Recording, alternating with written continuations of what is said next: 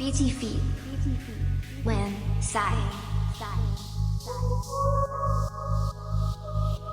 មកទេវិញណាកូនម៉ាក់រងចាំមើលផ្លូវកូនឲ្យកូនឆាប់ទៅត្រឡប់មកវិញឲ្យកូនសុខសប្បាយណា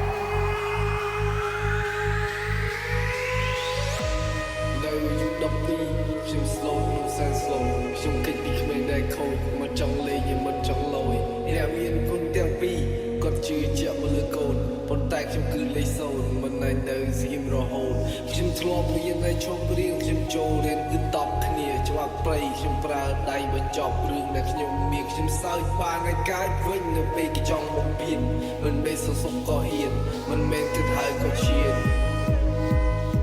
គុំនៅដដែលបែបនេះ